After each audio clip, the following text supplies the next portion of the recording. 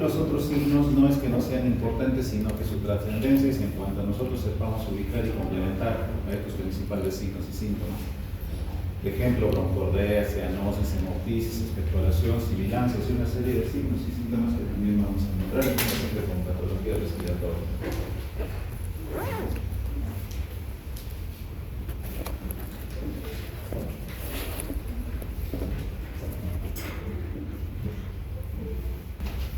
Entonces, para empezar a describir aquellos signos o síntomas que nos van a hacer evidenciar alguna enfermedad respiratoria, vamos a empezar con lo que es la disnea. La disnea, estas siglas que están aquí, ATS, la Sociedad Americana del Tórax, que es una de las entidades que rige, ¿no?, y va a la vanguardia en lo que es investigación y definición en consensos de todas las patologías respiratorias. Entonces, más allá de este concepto simple, la disnea no es sino aquella sensación objetiva y subjetiva de falta de aire. O sea, el paciente siente que no puede respirar y se va a cansar a tratar de ventilar los pulmones. Entonces, esa vivencia subjetiva y objetiva de dificultad para respirar es lo que trasciende en este signo y síntoma. Es un signo y un síntoma porque el paciente siente que no puede respirar y nosotros vamos a objetivar que el paciente está haciendo esfuerzos por respirar. Ya entonces, disnea. Hay muchas clasificaciones de disnea, ¿ya? Pero las que en clínica trascienden es en relación a la disnea de tipo postural. Hay determinadas posturas en el paciente que van a determinar esta sensación de que le falta el aire. Y los principales están acá, la ortopnea, ¿no? Es una disnea que aparece al adoptar el decúbito supino. Usualmente en pacientes con problema cardíaco, al adoptar una posición en decúbito supino, empiezan a congestionar el pulmón por el defecto cardíaco. Se congestiona el pulmón y el paciente tiene que sentarse. O sea, no puede respirar en forma normal cuando está en el decúbito. El otro tipo de disnea postural es la trepopnea, ¿no? Por ejemplo, un derrame pleural en el lado derecho. Si el paciente se recuesta del decúbito lateral izquierdo, empieza a sentir esa sensación que le falta el aire, no va a poder respirar y va a tener que sentarse para respirar. Otra disnea de tipo postural, la bradypnea, ¿no? Pacientes, por ejemplo, con cirrosis hepática que tienen hipertensión portal, van a afectar también el pulmón por vasodilatación. Entonces, estos pacientes, cuando están en el decúbito supino o sentados, y ustedes le dicen, incorpórese, póngase de pie, al ponerse de pie, a los 4 o 5 minutos empiezan a presentar sensación que les falta el aire, ¿no? ¿Ya? Bradypnea. Y esta ventopnea, usualmente no lo evalúan y principalmente tiene que ser evaluado desde el punto de vista cardíaco, porque esta ventopnea se da en el estadio terminal de una enfermedad cardíaca, por ejemplo una insuficiencia cardíaca. ¿Y en qué consiste? Ustedes le dicen al paciente, amárrese los zapatos o vean, no puede. Se empieza a inclinar el tórax hacia adelante y empieza a sentir esa sensación que le falta el aire. Y por último, la disnea paroxística nocturna, ¿no? El paciente está en el decúbito, usualmente al recostarse en la noche, y no puede respirar, empieza a congestionar por la falla cardíaca, insuficiencia cardíaca izquierda, ¿no? Y el paciente se tiene que incorporar para poder respirar. Como ven, esta sensación de falta de aire se puede dar en diferentes situaciones en relación a la postura del paciente. Y vamos a ver lo que es la fisiopatología. Todo empieza aquí, ¿no? O sea, generalmente la disnea va a ir relacionada o tiene correlación con la disminución del oxígeno en sangre arterial. Pueden haber otras eventualidades, sí, pero esto es lo principal. Cuando el paciente, por ejemplo, una persona sana que empieza a correr 100 metros planos sin haberse preparado previamente, va a agotar su reserva funcional respiratoria, o sea, el volumen de reserva inspiratorio, expiratorio, y va a empezar a sentir que le falta el aire por esta disminución de la presión arterial del oxígeno, o sea, oxígeno libre circulante en sangre, y que refleja en la saturación de oxígeno. Entonces, se envían señales, ¿no? El paciente empieza a sentir una sensación que le falta el aire y el centro, la corteza, a nivel del sistema nervioso central, comienza a liberar una serie de señales, ¿no?, de carga y flujo de aire. La amplitud del tórax empieza a aumentar, la resistencia comienza a incrementarse, el patrón ventilatorio comienza a incrementarse, finalmente la ventilación con el fin de equilibrar esta disminución del oxígeno. Y si ha equilibrado, por supuesto que va a ser un control para que ya no siga persistiendo esta sensación, ¿no? Entonces, la disnea se manifiesta cuando el trabajo respiratorio está incrementado. Definitivamente, puede ser en el estado fisiológico, como les había mencionado, o por cualquier otra enfermedad que afecte el aparato respiratorio. Aparato respiratorio me refiero caja torácica, todo este sistema integrado, ¿no? Desde el sistema nervioso central, nervios periféricos, caja, sistema muscular y los mismos pulmones, ¿no? Entonces, ¿cómo así es que la baja de oxígeno va a empezar a emitir señales a través de los receptores, ¿no? Y los receptores van a estar ubicados, como se ve acá, en la pequeña vía aérea, o sea, aquellos bronquiolos menos de 2 milímetros de diámetro, donde ya no hay cartílago, ¿no? Cuando también los gases o partículas irritantes van a tener en contacto con otros receptores, en el intersticio pulmonar, o sea, en este espacio que está ubicado entre el alvéolo y el vaso, o entre alvéolo y alvéolo, hay unos receptores J que también van a captar esta disminución del oxígeno y van a enviar señales para que el sistema nervioso central envíe descargas para que el diafragma, los músculos de la respiración empiecen a activarse, ¿no? Y finalmente en la misma pared torácica, la clasificación, ¿no? Desde hace mucho tiempo se consideran dos tipos, una en forma aguda y otra en forma crónica. Patologías respiratorias crónicas. Atiende la clase. ¿Qué estás haciendo ahí? Atiende la clase. Ya después se están poniendo las notas porque el examen viene simplemente de eso. Porque caso contrario se toma fuera de los libros, ¿no? De referencia.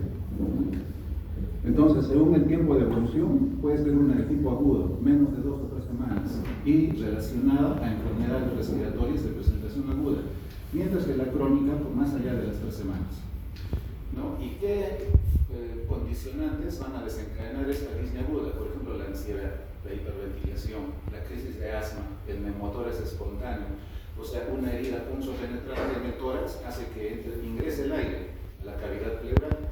Y eso va a ocasionar neumotórax y, por supuesto, una sensación de falta de aire de forma aguda. La embolia pulmonar, un trombo que se forma en los miembros inferiores y va a migrar hacia el pulmón, ¿no? En forma aguda, empieza el paciente a presentar esa sensación que le falta el aire.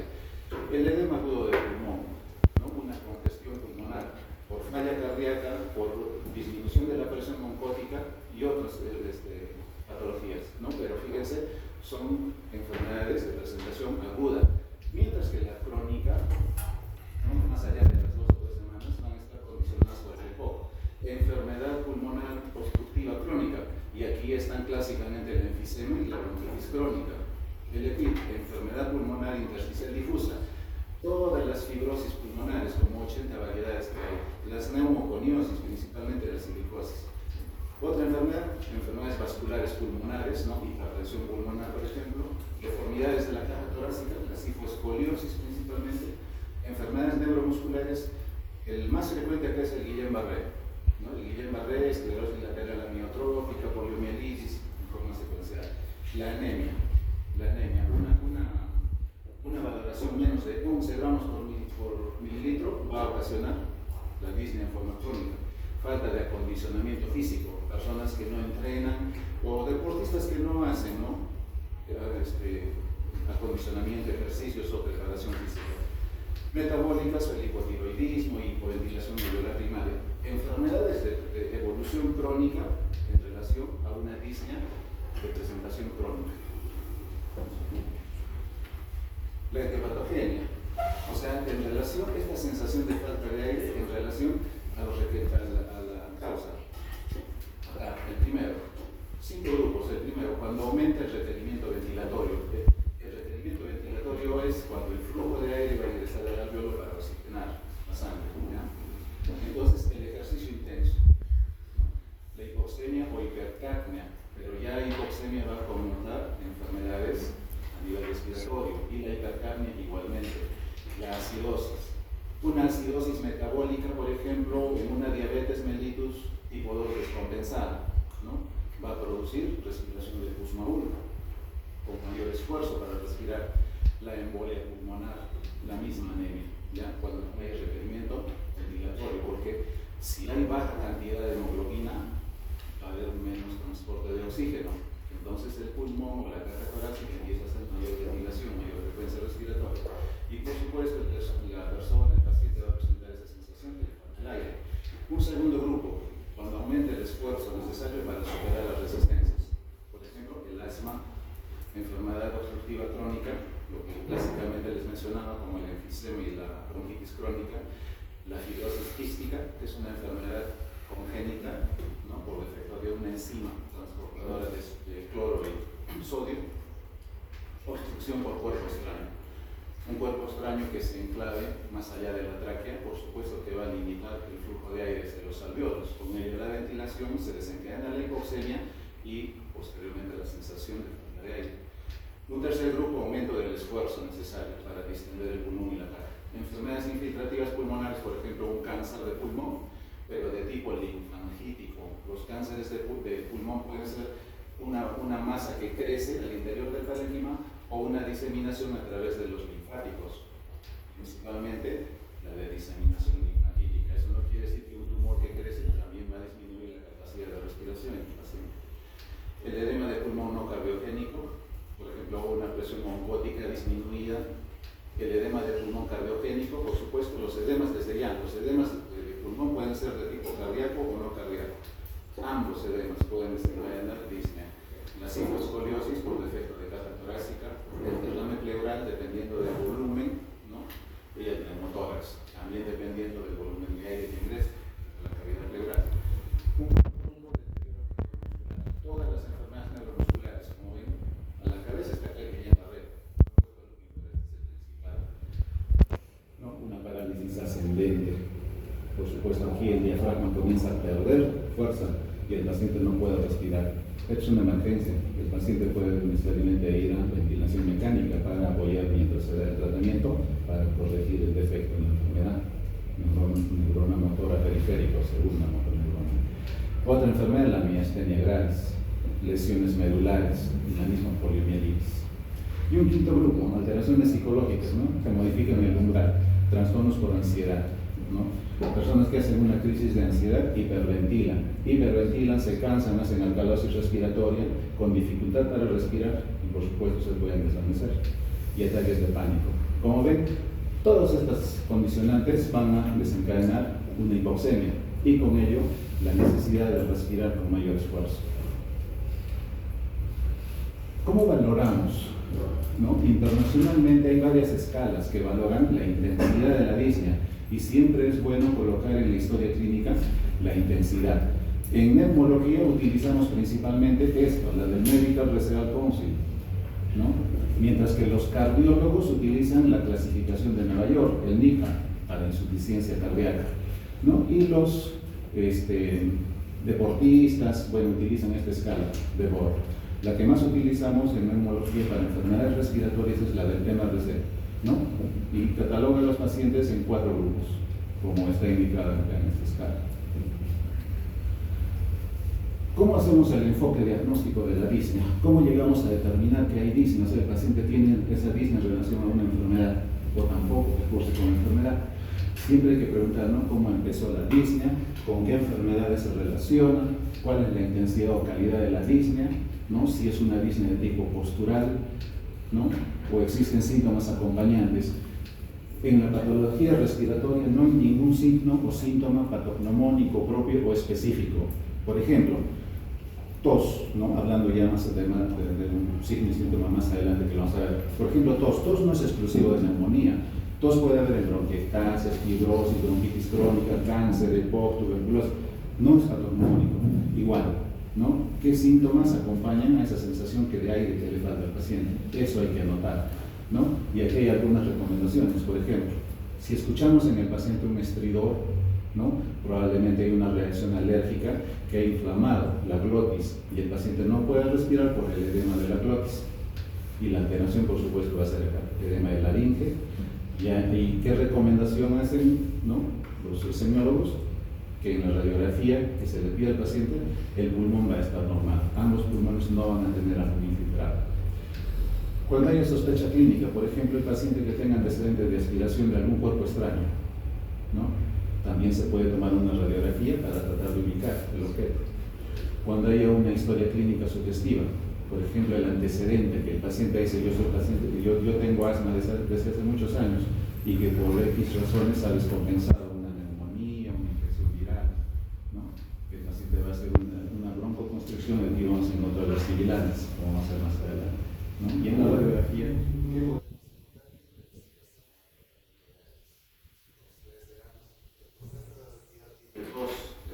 una inspiración que es activa con uso de musculatura y otra expirativa que usualmente es pasiva, aunque participan músculos abdominales e intercostales internos. Entonces, en la radiografía lo que vamos a encontrar es que hay atrapamiento de aire, ¿no? Los pulmones van a ser más radiolúcidos de mayor volumen. ¿Y por qué aquí se está colocando como apoyo, ¿no?, a la sospecha clínica la radiografía? Porque este es un examen complementario de alto rendimiento de la patología respiratoria, ¿no? O sea, el grado de recomendación y el nivel de evidencia es alto. Por eso es que es uno de los exámenes que apoya cuando uno está evaluando una patología respiratoria. Alteración emocional, ¿no? El paciente puede estar hiperventilando y la radiografía va a estar normal. Y así, una serie de condicionantes que van a producir disnea en el paciente. En el examen físico, ¿no? En el examen físico, no se olviden los pilares del examen físico: la inspección, la palpación, la percusión y la auscultación, ¿no? Son clave para establecer. Y ustedes dirán, ¿y por qué a veces un paciente con enfermedad se le da un tratamiento y no va bien? No hay respuesta. No es que el tratamiento sea malo, sino que hemos hecho un mal diagnóstico, no hemos hecho una buena práctica de la evaluación semiológica del paciente. Hemos dejado pasar algunos signos o síntomas y ya hacemos un subdiagnóstico. Y eso repercute en el tratamiento y en el pronóstico, por supuesto. Entonces, en el examen físico, ¿qué recomendaciones tenemos? Por ejemplo, si vemos que el paciente está pálido, ¿no?, probablemente el paciente cursa con una anemia.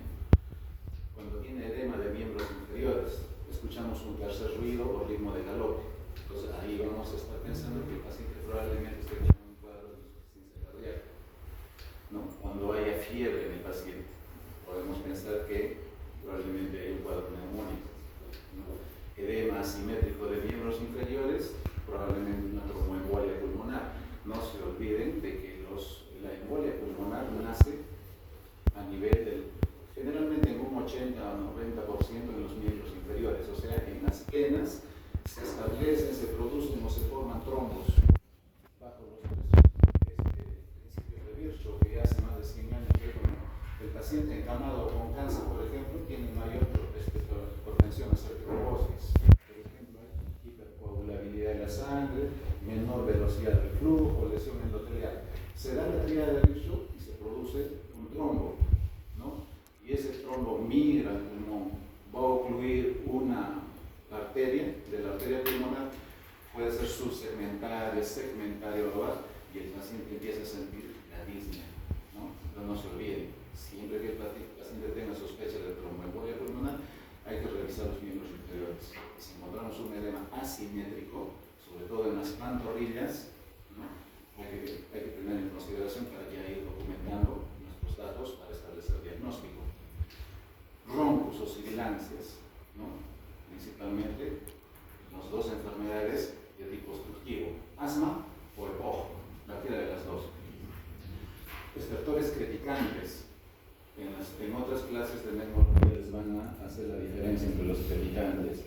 Usualmente lo que la mayoría de colegas que examinan en un paciente son la evaluación si hay o no hay crepitantes, pero en crepitantes hay dos modalidades o dos variedades: los crepitantes húmedos finos, ¿no?, que son de las condensaciones, y los crepitantes un poquito graves, ásperos e irregulares, que son de las fibrosis pulmonares. ¿Qué los diferencia? La pectoriloquiáfona, o sea, la auscultación de la voz. Entonces, cuando encontremos estertores crepitantes, podemos dar frente a un cuadro de neumonía, principalmente la izquierda, que también puede estar. Quizá aquí hubiera sido bueno poner y condensación. La condensación la pueden producir los edemas, la neumonía, y vamos a encontrar estertores crepitantes. Los estertores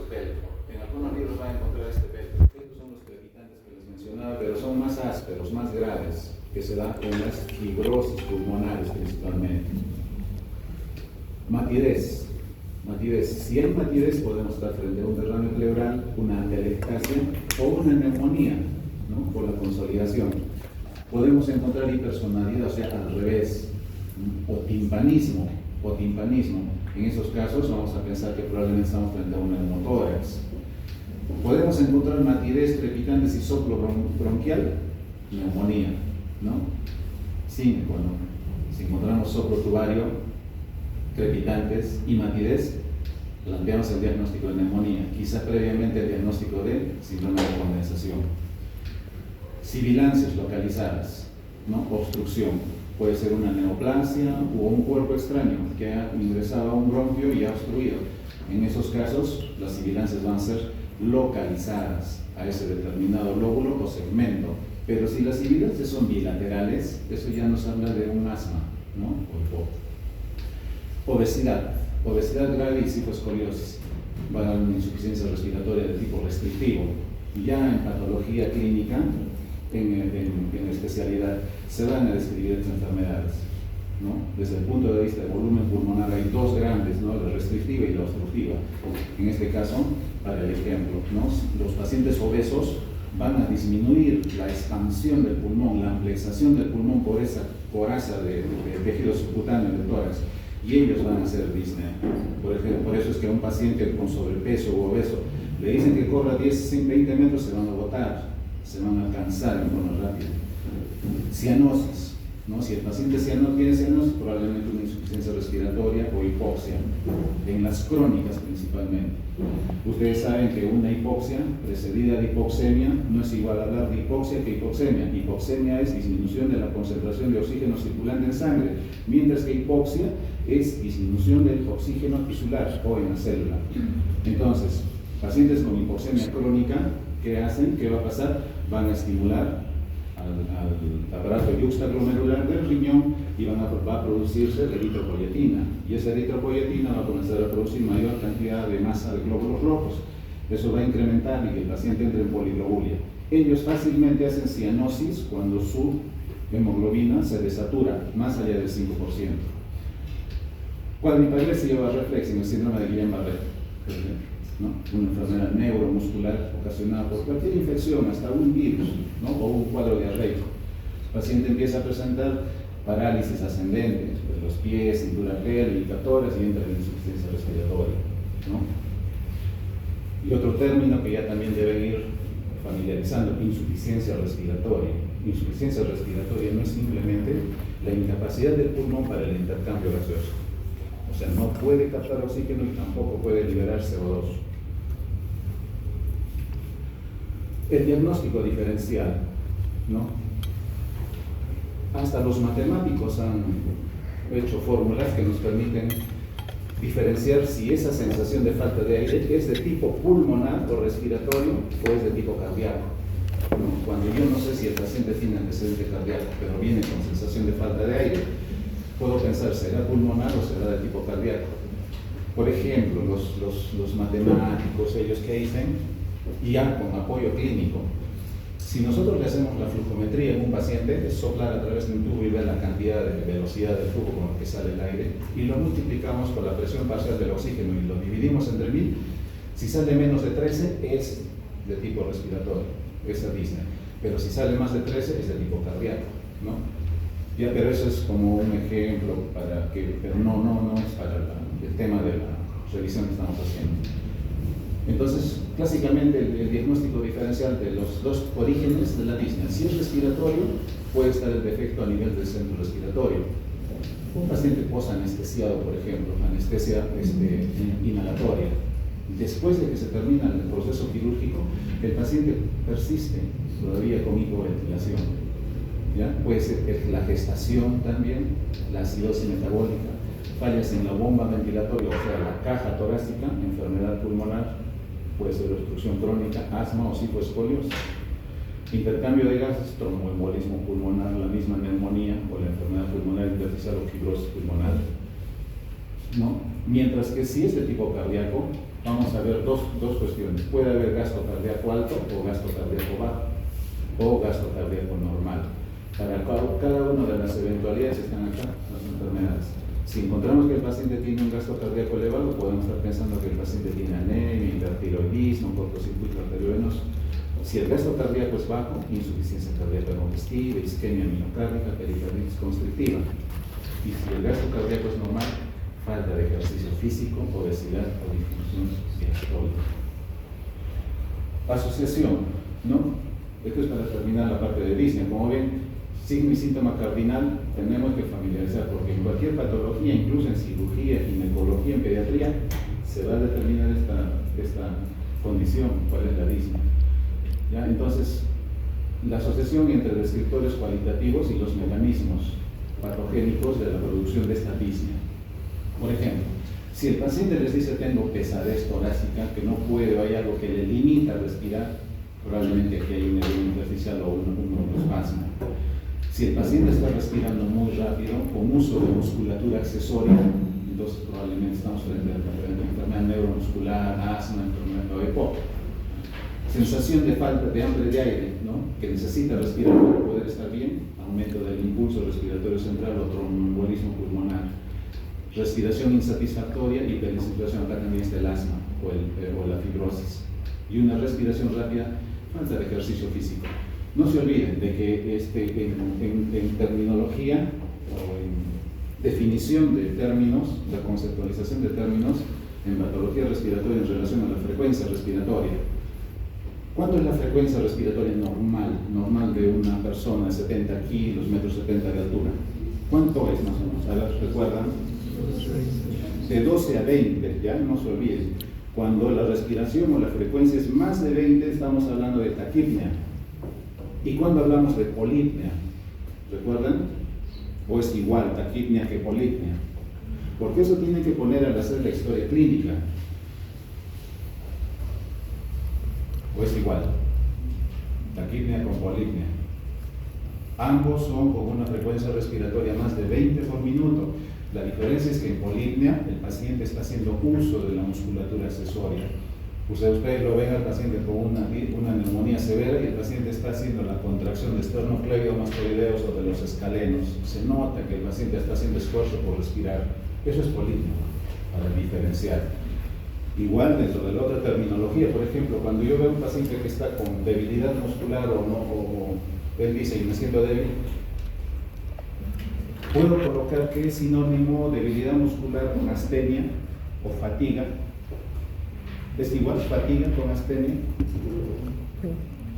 No es igual. Astenia, ¿a qué se refiere? Ya eso vayan familiarizando porque ustedes van a hacer las historias clínicas y ahí van a describir cada signo o síntoma que es muy importante, va a ser muy importante para establecer un diagnóstico.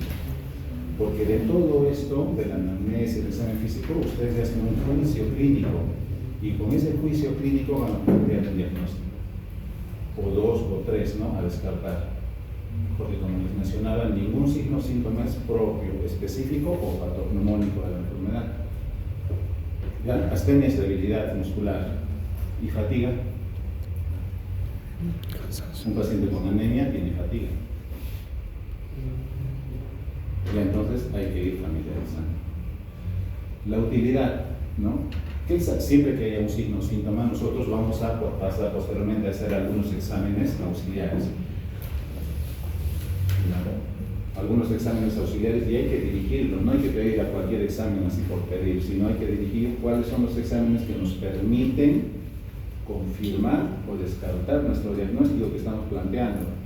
Por ejemplo, si el paciente tiene fiebre, tose y está con taquipnea, le pediremos un hemograma, porque de repente estamos pensando que está con neumonía, ¿no?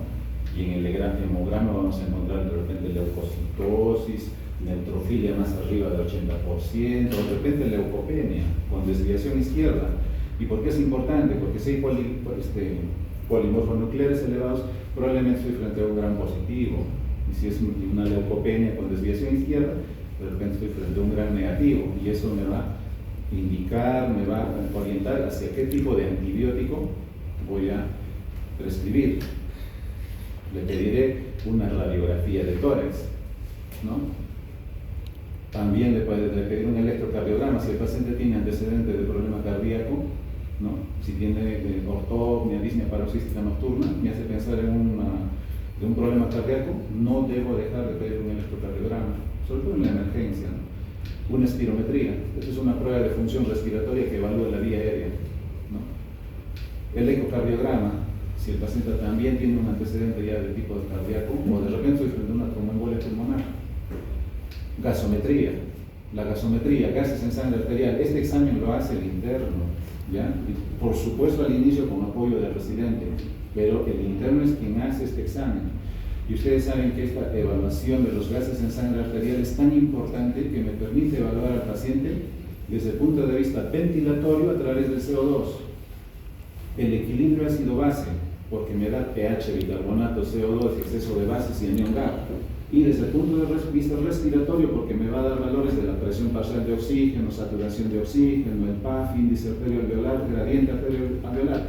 Este es un examen muy importante, ¿ya? Y finalmente la oximetría de pulso, que es parte de la gasometría arterial. O sea, miren, hay exámenes que me van a permitir complementar y establecer mi diagnóstico de disnea.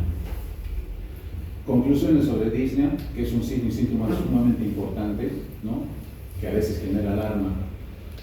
En ocasiones refleja alteraciones benignas, pero en otras ocasiones son mortales, ¿no? Es diferente a una disnea que ocurre en una paciente con ansiedad que una disnea que ocurre en un paciente con cáncer avanzado, por ejemplo. Es necesario identificar el mecanismo fisiopatológico, ¿no? Porque eso nos va a permitir establecer si es etiología cardíaca o respiratoria. La solicitud de los exámenes complementarios deben ser dirigidos, no pedir por pedir un examen, ¿no? Y la semiología, la anamnesis y el examen físico permitirán en la mayoría de los casos un diagnóstico clínico correcto, ¿ya? Actualmente la mayoría de colegas más están en boga y tendiendo a lo que es la tecnología. Por eso es que los tecnólogos también ya están asumiendo y quieren usurpar una calidad de la formación que tiene el médico, ¿no? ¿Por qué? Porque la mayoría de colegas a nivel en Lima, por lo menos las clínicas, más están con la tecnología de avance y dejan un tanto esto de la semiología, que es parte fundamental para hacer un diagnóstico, ¿no? Y más aún en el SERUMS, cuando vayan a evaluar a un paciente con patología respiratoria. Como ven, disnea es un signo y es un síntoma que nos va a indicar patología respiratoria. Y patología respiratoria puede afectar desde el sistema nervioso central, caja torácica y musculatura accesoria. La tos. La tos es otro signo y síntoma cardinal, ¿no? ¿A quién no hemos visto toser? En el COVID, por lo menos. Y la tos es un signo y es un síntoma también, porque observamos que el paciente tiene accesos de tos y el paciente también nota que está tosiendo, ¿no? ¿Y cuál es la definición, la conceptualización de este signo y síntoma cardinal en patología respiratoria? Bueno, simple, ¿no? La contracción espasmódica repentina de los músculos expiratorios. Entonces, ¿qué quiere decir con expiratorios? Que la tos se da en la expiración. La tos nunca se va a dar en la inspiración, que tiende a liberar al árbol respiratorio de secreciones. O sea, en definición, la tos es un mecanismo de defensa que nos permite limpiar la vía aérea. O sea, cuando hay acúmulo de flema por inflamación, la única manera de sacar, de curar es a través de la tos. Porque si no hubiera tos, toda esa flema se retiene en el árbol traqueobronquial, condicionando inflamación, condicionando infección y daño irreversible, como son las bronquiectasias. Es un signo y es un síntoma, ¿no? Y tiene una función defensiva, es un mecanismo de defensa para limpiar la vía aérea, ¿no? Pero por supuesto, cuando es excesiva, sí puede producir complicaciones, hasta incluso fracturas costales. ¿Cómo se produce la tos? Bueno, el mecanismo clásicamente, ¿no? Tiene tres fases: una inspiración profunda con cierre de glotis, una fase 2 donde se contraen los músculos expiratorios, principalmente abdominales e intercostales internos, y una fase 3, la glotis se abre y se expulsa el aire a gran velocidad. La fisiopatología. Igual, no se olviden, los receptores de la tos Están ubicados desde el conducto auditivo externo hasta la mucosa gástrica. O sea, hablar de tos no es solamente que decir de que hay daño a nivel respiratorio. Los receptores que captan el estímulo para la tos están desde el conducto auditivo externo hasta la mucosa gástrica. Por supuesto, pasando por grandes bronquios, pleura visceral, pericardio. ¿Ya? Entonces, esos receptores van a enviar una señal al centro de la tos que está en el bulbo raquídeo. Y del bulbo raquídeo va a regresar. Y del bulbo raquídeo va a regresar la señal eferente hacia los músculos que se van a contraer durante ese proceso de tos en la expiración, ya no en la inspiración. ¿Cuáles son los estímulos que pueden irritar esos receptores? Puede ser de tipo inflamatorio, mecánicos, ¿no? La contaminación ambiental, por ejemplo, químicos, el humo de leña, ¿no? Tabaco, térmicos, el aire frío o caliente, más el cambio brusco, la exposición al cambio brusco de temperatura, el aire frío. ¿No? Esto es para complementar que la mayor concentración de receptores se encuentra en la región posterior de la faringe, ¿no? Y cuando hay una rinitis, rinosinusitis, siempre va a haber descarga posterior, va a irritar los receptores y el paciente va a estar con tos. Las 4 grandes causas de tos crónica, ahorita vamos a ver tos aguda y tos crónica, no se olviden, es el goteo, goteo nasal posterior, el asma, el reflujo gastroesofágico, ¿ya? Y la bronquitis crónica. ¿Ya? Y el mecanismo está aquí, todos los contaminantes, ¿no? Puede ser contaminación ambiental, algunos compuestos bioquímicos, actúan sobre los receptores, mandan señal, ¿no? A través de, principalmente del nervio vago, pero a nivel faringe y otros más, como vamos a ver, pero principalmente el nervio vago, o sea, estímulo colinérgico hacia el centro de la tos en el bulbo raquídeo, y de aquí va a partir la vía eferente para que se desencadene la tos a través de la contracción de los músculos respiratorios.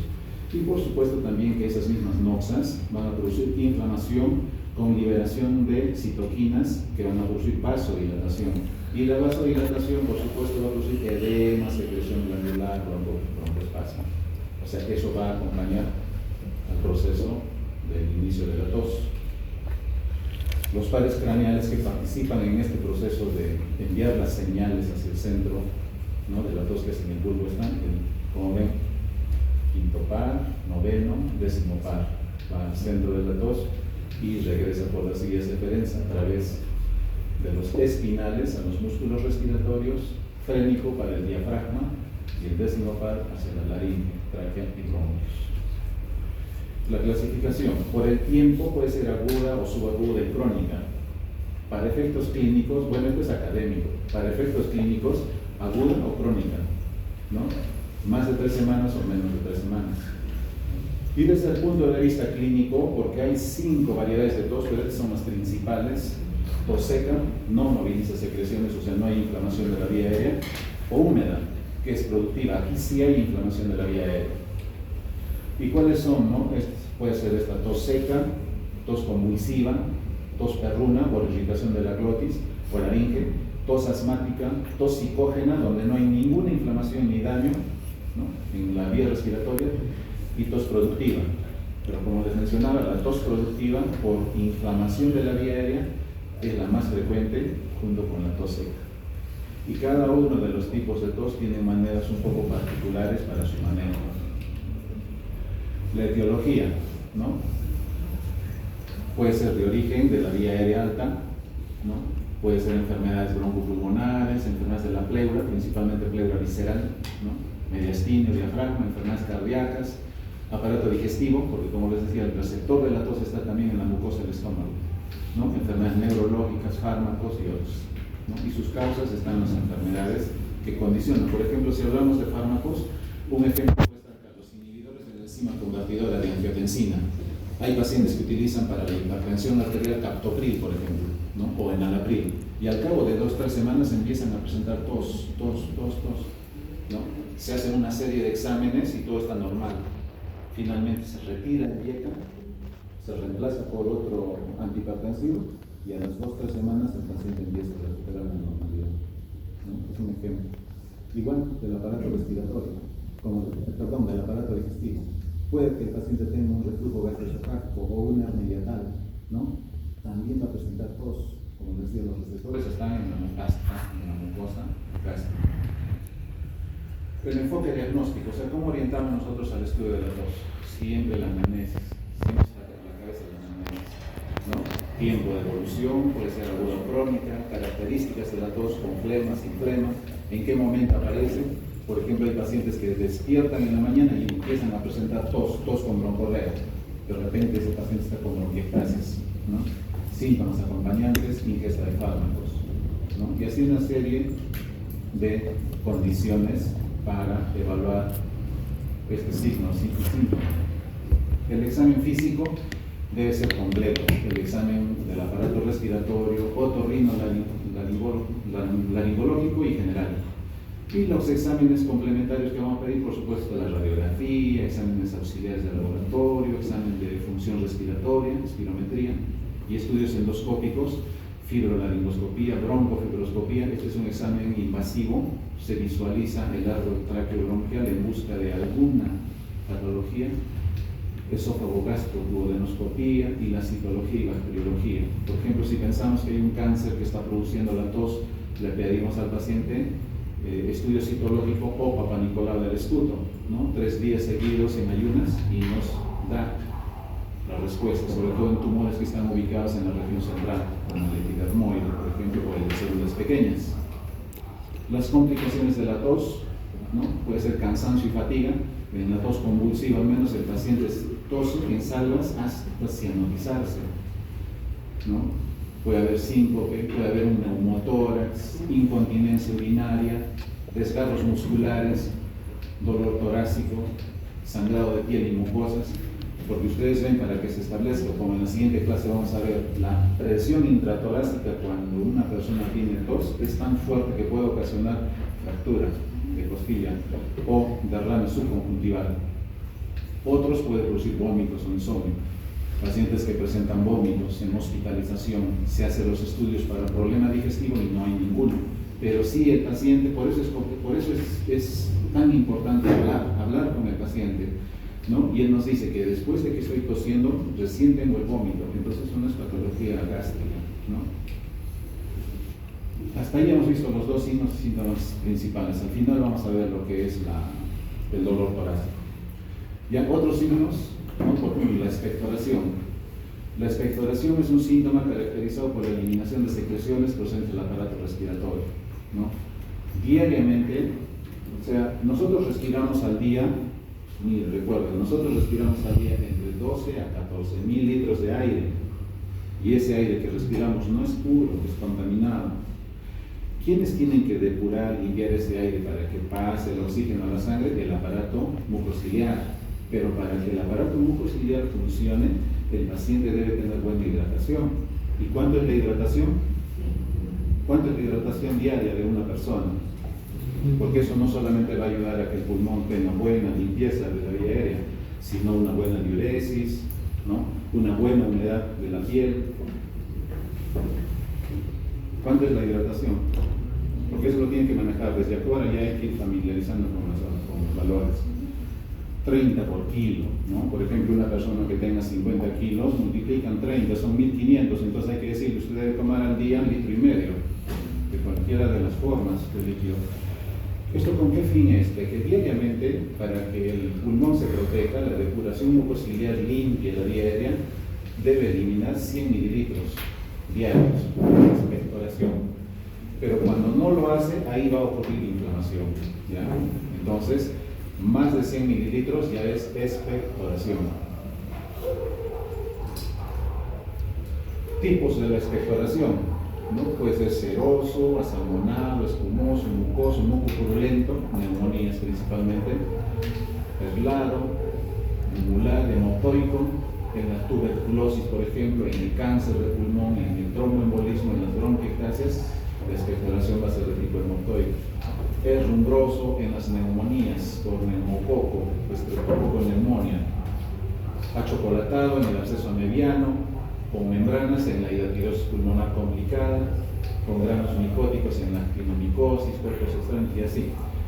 O sea, la expectoración es esa eliminación más allá de los 100 milímetros, ¿no?, de contenido que viene de la vía aérea, contenido líquido que viene de la vía aérea inferior. La cuantificación, ¿no?, como les había mencionado, cuando es más de 200 mililitros en 24 horas, ya eso se denomina como un broncorrea, ¿no? Y la estratificación, nosotros si coleccionamos una muestra, un volumen de esputo en un vaso, vamos a encontrar que tiene tres componentes. La parte más baja va a contener pus, el intermedio mucus y el superior agua, o sea, va a ser más ceroso, ¿no? ¿Qué enfermedad es la que representa estas características? Sobre todo las bronquiectasias, ¿no? En el acceso pulmonar puede observarse una cuarta capa en la parte constituida por detritus celulares, pero más es lo que se ve esto en relación a bronquiectasis o una bronquitis crónica también. La vómita. La vómita, cuando han estudiado parasitología, yo sé que han tocado la parte de la tiroides pulmonar y les han indicado de que cuando el pulmón con hidatidosis, con el quiste hidatídico, presenta complicación por ruptura de este quiste, se va a eliminar líquido, agua, salado, a veces como clara de huevo. Entonces eso es vómica. Les han dicho sí, es correcto, pero vómica se refiere a toda eliminación de contenido líquido que proviene de la vía aérea inferior. No, o sea, no solamente es el quiste, sino un absceso, por ejemplo. La colección de pus al interior del parénquima pulmonar que se rompe y conecta con un bronquio y se elimina, eso también es vómica. Hemoptisis, ¿no? La eliminación de sangre, o sea, la expectoración de sangre que viene del árbol respiratorio inferior. En nuestro medio, ¿cuál es la causa más frecuente de tuberculosis? En jóvenes, tuberculosis. En pacientes de la tercera edad, el cáncer pulmonar. Pero hay otras patologías, por ejemplo, el aspergillus, los aspergilomas, ¿no?, las bronquiectasias, ¿no? Si está acompañado de expectoración y estrías de sangre, esa es una expectoración hemoptoica, ¿ya? Pero la hemoptisis franca es el contenido de sangre que se elimina, pero de color rojo, vivo, rutilante. En cambio, si el color es medio oscuro, eso ya viene del estómago, ¿no?, como vamos a ver más adelante. Y acá viene el diagnóstico diferencial. Cuando el paciente elimina sangre, sangrado junto con la expectoración, podemos estar frente hasta una hematemesis. ¿Ya? Podemos estar frente a una epistaxis o una gingivorragia. Con epistaxis y gingivorragia no hay problema porque vamos a evidenciar en forma local la lesión, ¿no?, tisular. Pero cuando es hematemesis, usualmente hay que hacer indagación si el paciente tiene problemas previos, por ejemplo, una gastritis crónica, úlcera gástrica, ¿no?, que anteceden a ese vómito, ¿no?, con esa sangre de color negruzca. El pH, por supuesto, acá es ácido, mientras que en la sangre que viene del pulmón es el rojo, vivo, rutilante, es alcalino, ¿no? ¿Y cuáles son las causas de hemoptisis? Pueden ser inflamatorias, neoplásicas, vasculares y otras, ¿no?, con su ubicación. La clasificación puede ser leve, menos de 30, moderado, 30 a 200, severa de 200, o masiva o exsanguinante, también le llaman, más de 600 mililitros por día o 150 mililitros por hora, ¿no? Estas hemoptisis masivas usualmente llevan al fallecimiento, la muerte del paciente por asfixia, no por shock hipovolémico, sino por asfixia. ¿Cómo así? Por ejemplo, si ustedes valoran el espacio muerto del pulmón, el espacio muerto es 2.2 por kilo, más o menos son 150 centímetros cúbicos, y el espacio alveolar 350. Ustedes suman, 350 más 150 son 500. O sea, si el paciente elimina 500, 600, ese paciente se va a asfixiar, ¿ya? O sea, la muerte en estos casos es por asfixia, no por el shock hipovolémico. Y según la actividad, puede ser activa hasta las 48 horas o inactiva, ¿no? Si el paciente viene y nos muestra coágulos con respecto, eso ya pasó, no es activa. Si hay coágulos, eso le llaman cola, y él no tiene mayor trascendencia. La etiopatogenia, quizás para resumir, el pulmón tiene dos irrigaciones, una que viene con presión sistémica a través de las arterias intercostales para nutrir el pulmón, y otra irrigación que viene por la arteria pulmonar, ¿no?, para oxigenar la sangre. Quienes más sangran son las arterias que vienen de la arteria aorta, ¿no?, las bronquiales. ¿Ya? Esto, ¿con qué fin les hago la diferencia? Por el manejo. La anamnesis, siempre hay que hacer una anamnesis, los antecedentes del paciente, si ha tenido antecedentes de tuberculosis, cáncer, bronquiectasis, tabaquismo, ¿no? El tipo de expectoración, el dolor, algunos signos acompañantes, ¿no?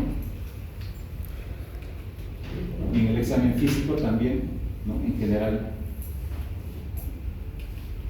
Los exámenes auxiliares que voy a pedir cuando hay hemopisis, hemograma igual, ¿no? Glucosa, urea, creatinina, pruebas de función hepática, pruebas de coagulación y dímero D, gasometría arterial, examen de orina y sedimento y electrocardiograma. Y ustedes desde ahora van a hacer la pregunta del análisis clínico, ¿ya? Porque el médico debe ser así, o sea, ir, preguntar, porque en eso es el perfeccionamiento que va a adquirir. Haga y orina. Por ejemplo, ustedes dicen, pero si el paciente tiene hemopisis, sangrado, ¿por qué le pido? Voy a pedir orina y sedimentos. Si usted ha dicho que debo dirigir lo que es más necesario, ¿se imaginan por qué voy a pedir examen de orina en un paciente con hemopisis? ¿Tienen idea?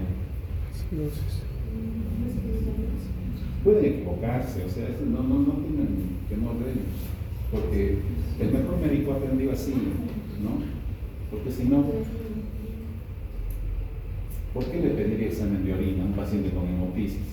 Y ya yo les estoy recordando de que yo mismo les he dicho hay que orientar y pedir los exámenes que son necesarios, no pedir por gusto. Sí, dosis metabólica.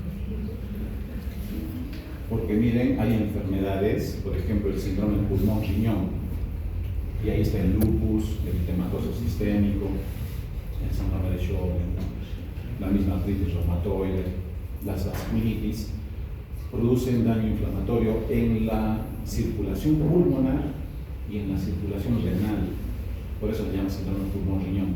O sea, esos pacientes van a tener hemopisis y van a tener hematuria o microhematuria. Por eso, imagínense, o sea, no toda hemopisis significa tuberculosis, como se ha dicho, ¿no? Puede haber estas enfermedades, por eso se va a pedir ese examen, ¿no? La granulomatosis de Wegener, por ejemplo, ¿no? Con ANCA-C positivo. Lo otro acá, pero le voy a pedir examen de perfil de coagulación y dímero D. El dímero D no se olvide porque esto ha tenido mucha boga en el COVID, ¿no?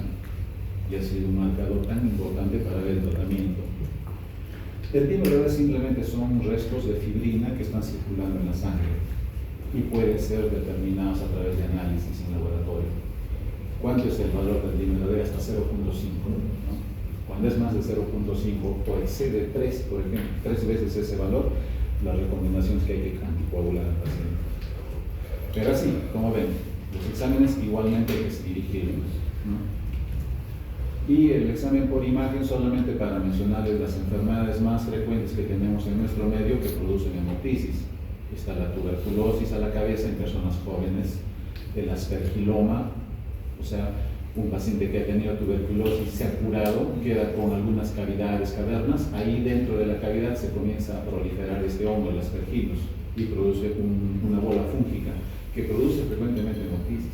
Las bronquiectasis, cicatrices también de una tuberculosis curada, el absceso pulmonar, el cáncer de pulmón, una persona de la tercera edad, siempre hay que pensar cuando hay hemopisis. Las vasculitis, aquí está, lo que les he mencionado, el síndrome pulmón-riñón, ¿no? Son lo que más frecuente hemos visto en el hospital, ¿ya? Y esto coincide con la literatura, ¿no? Y hay para investigar bastante, ¿no? Por ejemplo, uno de sus compañeros, cuando estaba siendo internado, pasamos la visita, se percata de que todos los pacientes con tuberculosis tienen un bajo perfil coronario. Y es verdad, ¿no? Pacientes con tuberculosis son delgados, en un estado consultivo. Y determinó que el 100% de pacientes con tuberculosis no tienen un perfil coronario bajo, o sea, bajo colesterol, triglicéridos. Y esa fue la tesis.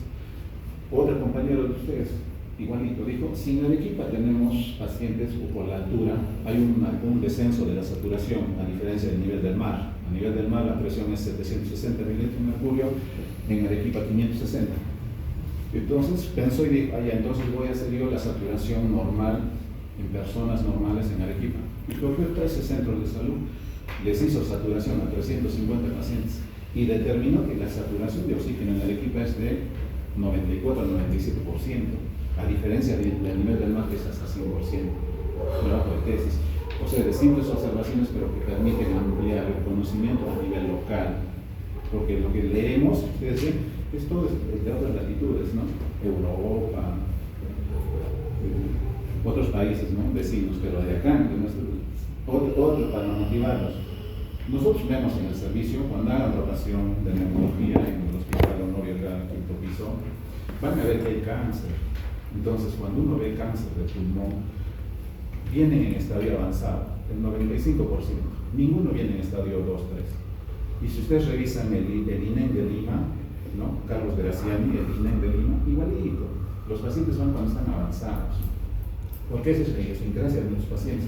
Cuando están mal, recién van a hacerse ver. Entonces, lo que hemos visto de que nuestros pacientes con cáncer que tenemos no fuman. Lo que hemos encontrado nosotros en nuestros pacientes con cáncer es de que la principal causa o factor de riesgo es el humo de leña. ¿Ya? En segundo lugar es el agua de manantial. Y el tercero, el polvo de casa, el sílice. Entonces, y lo hemos demostrado, y lo hemos presentado incluso en un congreso latinoamericano, nos dieron un tercer lugar en una convención honrosa, pero son hallazgos propios de nuestra realidad local. ¿Ya? Entonces, cuando ustedes estén en quinto año, empiecen a investigar. ¿Por qué? Porque cuando ustedes presentan un trabajo de investigación en un congreso, tienen la oportunidad de hacer contacto con otros colegas, compañeros, que ya va a haber comunicación permanente y eso les va a permitir ampliar la capacidad de información.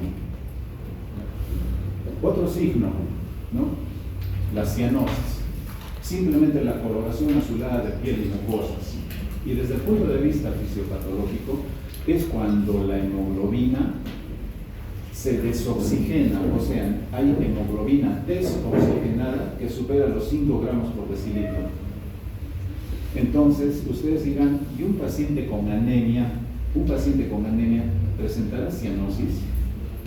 Por ejemplo, un paciente con 7 gramos por decilitro de hemoglobina, ¿qué dicen?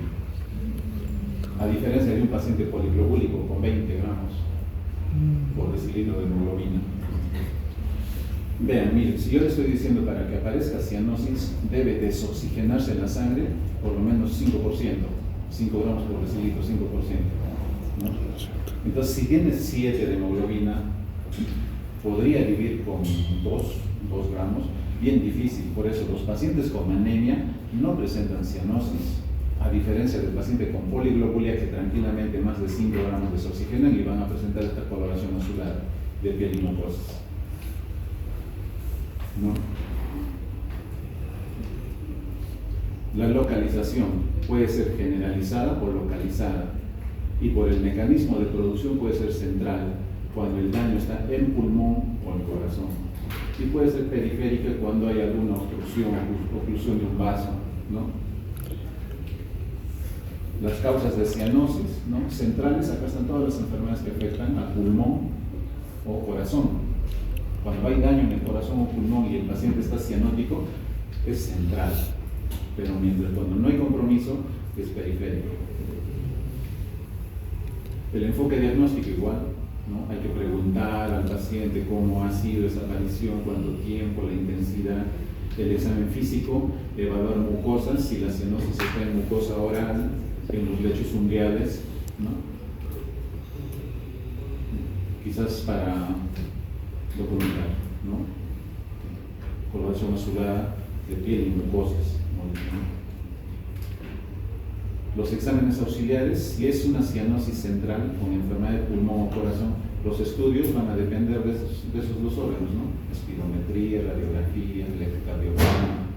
Y si la cianosis es periférica, por ejemplo, en una extremidad, pediré ecodoppler, o sea, una ecografía del sistema circulatorio del miembro inferior, que es el ecodoppler, ¿no? Para ver obstrucción, puede haber un trombo, una trombosis. Finalmente, para terminar, el dolor torácico. Este es un signo y síntoma que es cardinal. ¿Y por qué es importante junto con la tos y la disnea? Porque puede acabar la muerte del paciente, ¿no? Y entonces con eso ya les estoy adelantando. El dolor torácico hay que clasificarlo siempre, si es de tipo cardíaco, serio, porque se puede tratar de un infarto. ¿Ya? Entonces, una experiencia sensitiva emocional no placentera asociada a un daño tisular, potencial o real. La fisiopatología puede ser por daño en el aparato respiratorio o en el aparato cardiovascular. ¿Qué partes o qué otros órganos y sistemas están involucrados más allá del corazón y el pulmón? El estómago, ¿no? Si ustedes ven el libro de Harrison, que es de medicina interna, y ahí publican, ¿no?, que los problemas gastrointestinales son los que están en relación a ese dolor torácico, incluso precordial o epigástrico. El diagnóstico, ¿cómo hacemos el enfoque diagnóstico? La anamnesis, por ejemplo. La anamnesis ya tenemos que ir viendo algunos factores de riesgo en el paciente.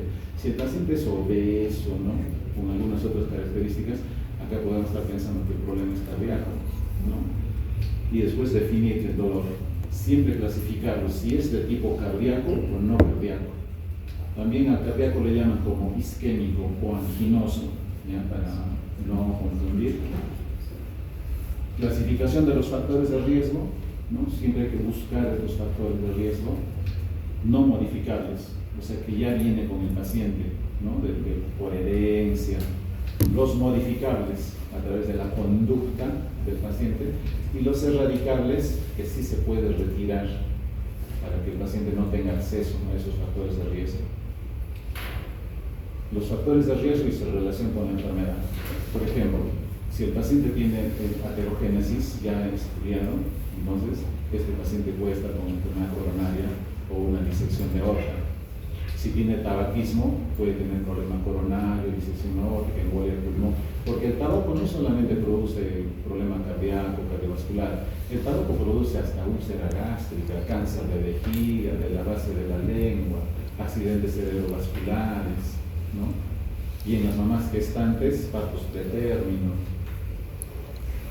La edad, y así una serie de características del paciente, de la persona con la que estamos hablando, ¿ya?, de acuerdo a su edad, el sexo, estados procoagulables, ¿no?, fármacos que utiliza y si utiliza cocaína.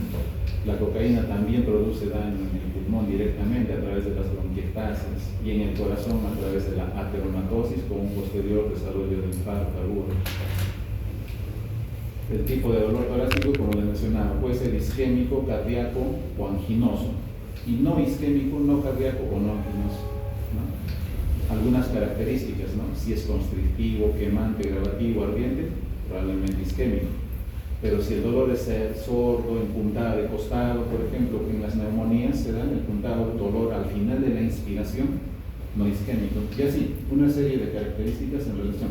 Esto les voy a dejar en la computadora para que lo recopilen, porque las preguntas.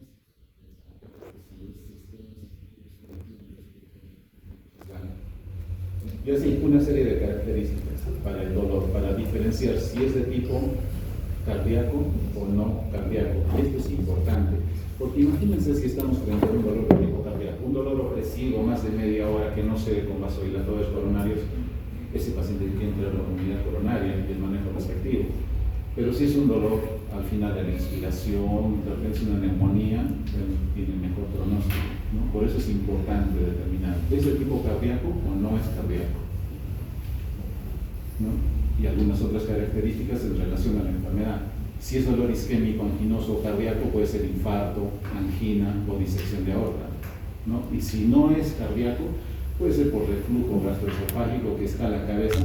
Y no se olviden de este reflujo gastroesofágico. Este reflujo gastroesofágico, igual que la diabetes, es como una epidemia, ¿no? Porque este reflujo gastroesofágico produce asma, ¿no?, hiperreactividad bronquial, ¿no?, dolor torácico, fibrosis pulmonar, ¿no? Puede ser ataque de pánico, pericarditis, dolor en punta de costado en la neumonía principalmente, cáncer broncogénico o dolor intercostal por contractura de los músculos intercostales. Como ven, nada tiene que ver con el problema cardíaco del corazón. Quizás esta pericarditis y la disección de aorta. El dolor a veces el paciente lo refiere en la región retroesternal y se va hacia la región escapular, y la posición que adopta el paciente es el trípode, o sea, en la cama ustedes lo ven apoyando su brazo, ¿no?, sobre la cama, o sea, en trípode, Es una característica de la pericarditis aguda y de la disección aórtica. ¿Por qué? Porque no hay analgésico que lo alivie. Y llegamos incluso a darle morfina, pero ese es transitorio. Ya es una característica de estos dos tipos de dolor. Proyección del dolor, o sea, la migración en la referencia del dolor hacia dónde va y nos permite más o menos sospechar frente a qué daño estamos, ¿no? El examen físico, ¿no? Que nos orientan algunos signos, si hay frote pleural, por ejemplo, si hay un frote pericárdico, si hay un síndrome de condensación, o sea, crepitante, espectoriloquia, dolor a la palpación condrocostal. Acá está principalmente el síndrome de Tietze, porque muchos pacientes tienen dolor precordial, ¿no? O crónico. Pero si ustedes le presionan a nivel del tercer o cuarto cartílago externo-costal, desencadenan el dolor. Este síndrome se confunde con un infarto. Ya no se olviden el síndrome de Tietze, en una inflamación del cartílago condrocostal. Si hay soplo sistólico por estenosis, ¿no? Y así una serie de signos en relación a la enfermedad. Igual, los exámenes auxiliares los pedí en relación, ¿no? Siempre. Y de cajón, cuando ustedes están en la emergencia, viene un paciente con dolor torácico, no debe faltar un electrocardiograma y una radiografía de tórax. Siempre debe haber. Es igual, desde ahora ya vayan memorizando. Si un paciente viene a la emergencia, no debe faltar glucosa, creatinina, hemograma, ¿no? Y radiografía. Pero en este caso, no debe faltar el electrocardiograma y radiografía. Los otros exámenes ya el cardiólogo asumirá cómo va a hacer su interpretación en relación a la troponina T y algunos otros enzimas, ¿no? La angioten para descartar una tromboembolia pulmonar. El ecocardiograma es como una ecografía de las cavidades del corazón y las pruebas funcionales para la parte del miocardio en relación a las coronarias. Entonces, como ven, lo que puedo resumir es de que en patología respiratoria hay signos y síntomas cardinales: tos, disnea y dolor torácico. Y los otros signos son complementarios, pero que sí son importantes para poder documentar y precisar por lo menos un diagnóstico clínico. ¿Alguna pregunta?